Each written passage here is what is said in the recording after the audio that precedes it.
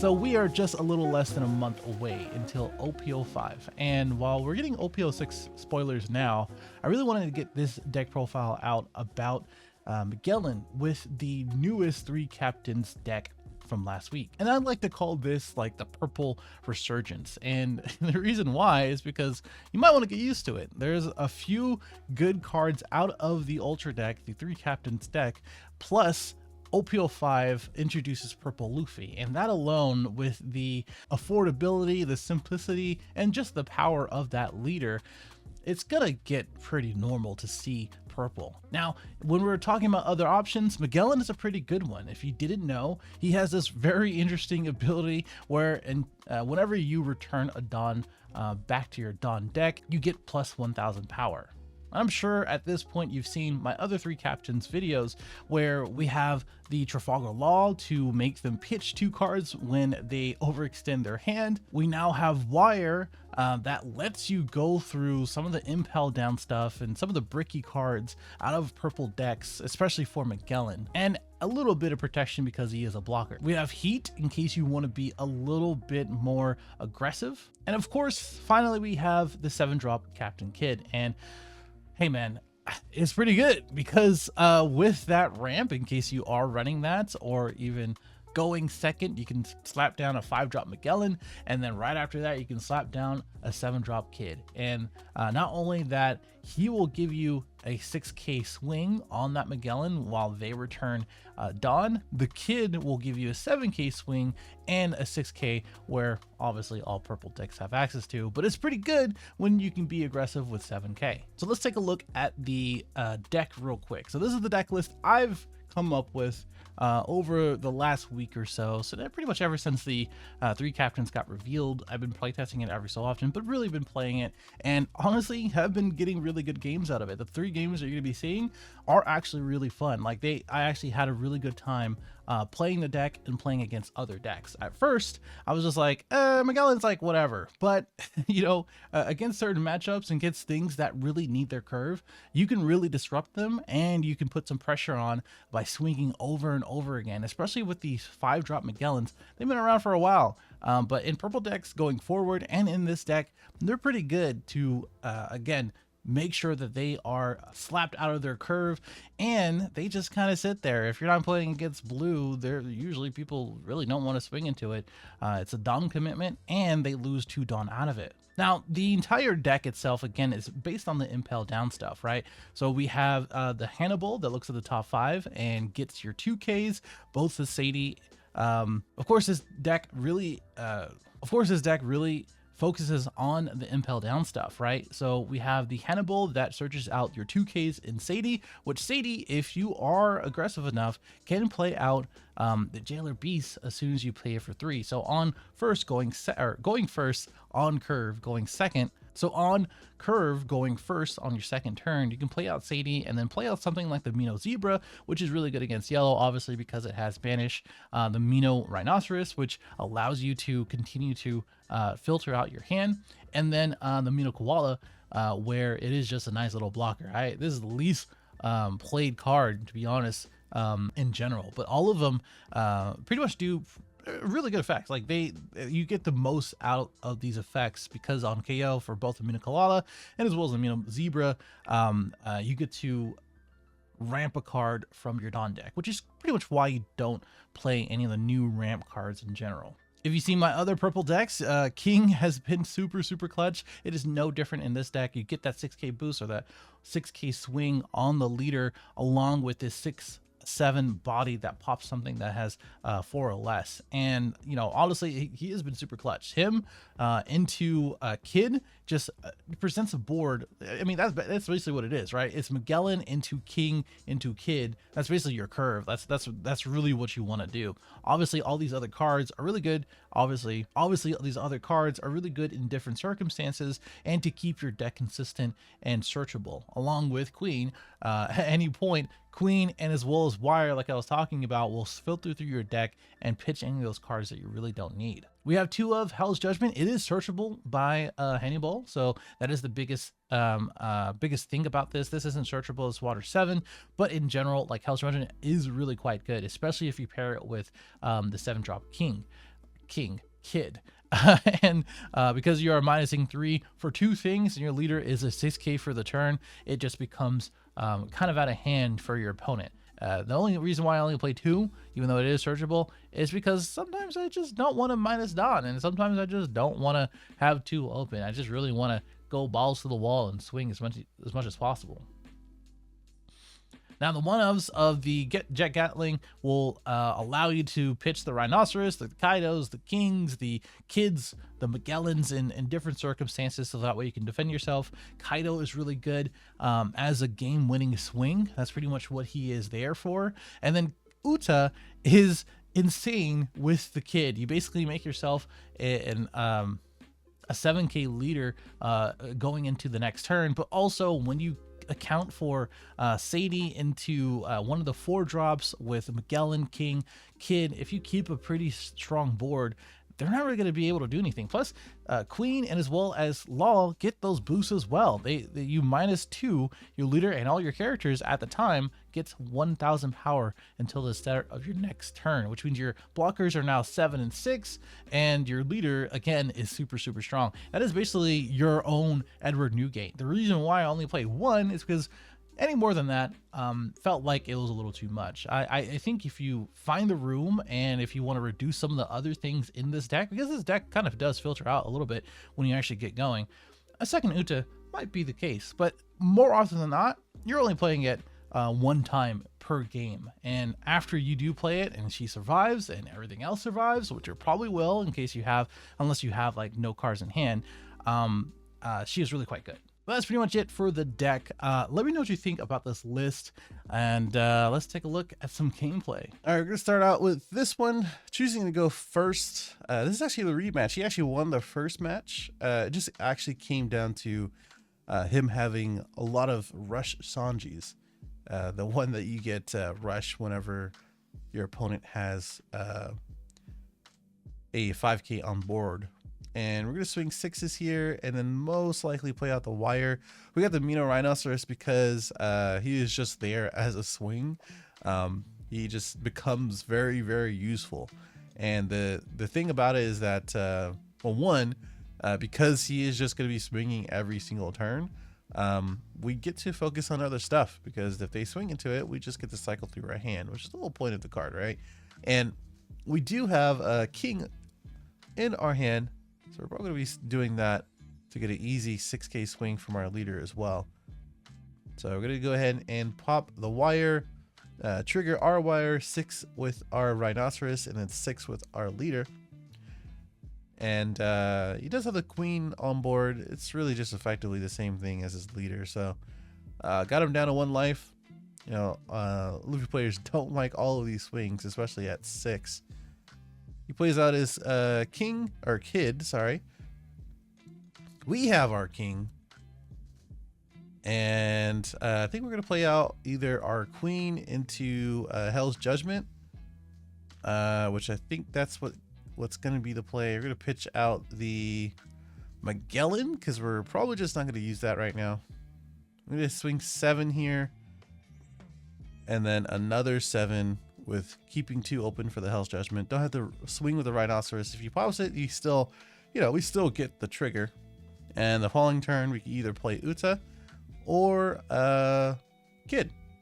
But I think what we're going to do is now use the Hell's Judgment for both the Shanks that comes down here and as well as the lead swing, which is perfect because we don't have to do any other additional counter. We're going to take the last one here. And I decided to just go ahead and go with the Uta because it feels a little bit better with our 8k swing here. And then 7 to meet the leader. He immediately blocks it, which means his hand is either not that great or you just didn't care about the Queen, I guess. Now this Luffy is a little bit scary, but our hand is looking pretty all right, honestly. I'm just deciding what we want to do here.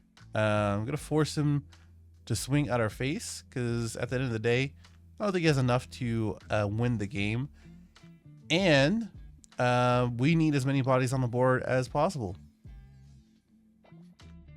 So, oh, okay. Well, I was gonna say we got to do some Dawn management. He has 6 cards in hand. He's a 7k leader. And all we really need to do is swing 7s and then put everything on Uta. But I guess that's not really going to be the case. He just went ahead and disconnected immediately. I don't know who does that.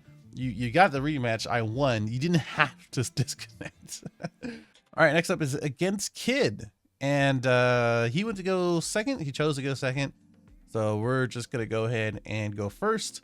We pretty much have everything that we want, which is basically turn 1 Hannibal, turn 2 Rhinoceros, and then turn 3 Magellan. And that's really good, actually. We don't see... This is a 4/6 Gene Bart. Didn't even know that card exists, to be honest. Ignore my ignorance, but yeah, I mean that's cool. I guess it's part of the film package. But he went ahead and popped the Rhinoceros with his X-Drake. We're just gonna go ahead and Magellan most likely here. We have another Hell's Judgment in hand. I think we just swing 6s to face and just keep going out of face. Like, why not? Why not? Just keep going out of face. And we got 2 Magellans here. We got a bunch of 2Ks in hand, so we're not really too scared here. The law comes down, which I didn't really expect. So this is probably Supernova's package, less of the film stuff. We get to play the Queen, go to 6 on a leader, pitch the Rhinoceros. We're just gonna keep swinging at face because we just want to be in a position that we can take game the following turn. It's a dangerous thing, but we have Hell's Judgment along with Queen. Hell's Judgment really helps against the leader Kid. And I think this is a probably good Hell's Judgment target. He's given us perfectly for the 2K swing. And honestly, if you want to lose the 2 Dom that badly, I'm cool with it. And we get to save this one. He can't swing the leader because there's no chance that he does. So honestly, if you didn't have this board, I'd probably just go ahead and go into the Queen, or the Kid, I mean. But I think what we're going to do is just start swinging with everything that we have, just like Bardock. And then hope he doesn't have it. There you go. He immediately disconnected.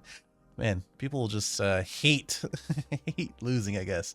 I don't know what to tell you, man. I just want to play the game. Let's have a good time. But this match, and as well as probably the next one, I don't remember the match, but you know, it's really about just going face as much as possible. Don't be afraid to swing with your queens. It's a big body, and at the end of the day, like if they swing at your queen, it is still a 6K body that you can easily defend, easier than the 5K bodies that you have. And you know, for this instance, in this particular instance, him being at 1 life, and him having so many cards on board, and him having the dual swing with us not having that much defense, it was probably the best thing to do is just try to go for it.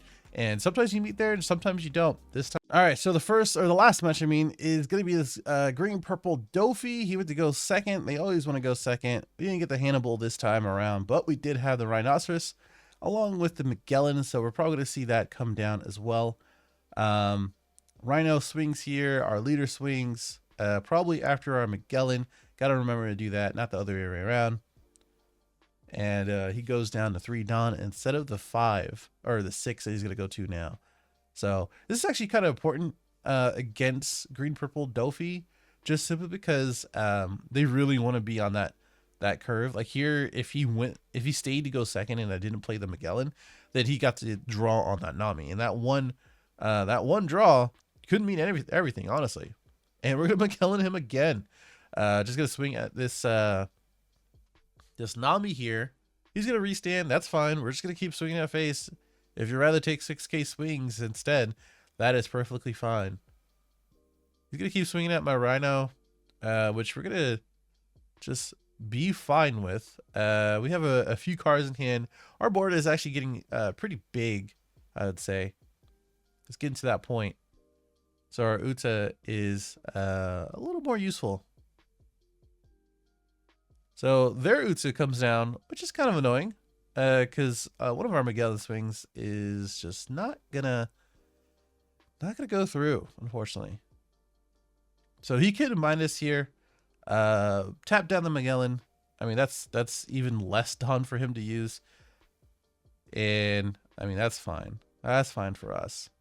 I actually should have pitched the Kaido, because I don't think I'm really at a place in our Dawn um to be hoping for a Kaido anytime soon, because we have Uta and Kaido, so like it's you know, both of them on board or in hand doesn't feel all that great.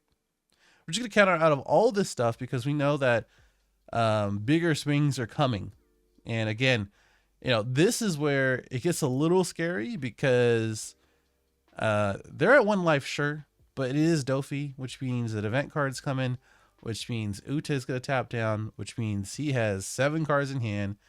And regardless of these 7k swings, you know, it doesn't really get too far in general. But I think what we're going to do is try to set up for the Kaido along with the Uta on board. So now we're at a 6k leader, which is not too bad. We don't have the kid, which is a bummer. That's kind of where you want to be. You want the kid, and as well as the Uta. He swung at our Magellan, I guess just for the draw. He plays out the guild. I don't really agree with this play because I think you just want to keep swinging face. That's fine. We take that 2 out of hand, and we keep it trucking. So we're not quite at 9 Dawn just yet. We replaced the Hannibal. And I think we just keep swinging 7s. He doesn't have an Uta on board, which is good. We're probably going to swing 7 again and then a 9. I think that makes a lot of sense here. And we have 2 blockers. We're going to be a 6k leader for a second, just not on their turn. That's going to be the scary part. He still has the Luffy blocker along with 2 Dawn open.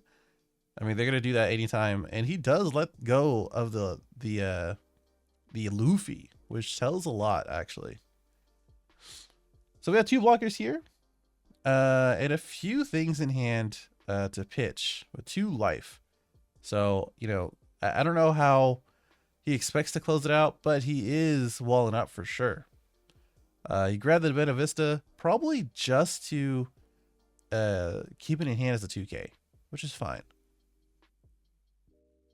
Here comes a 6k swing.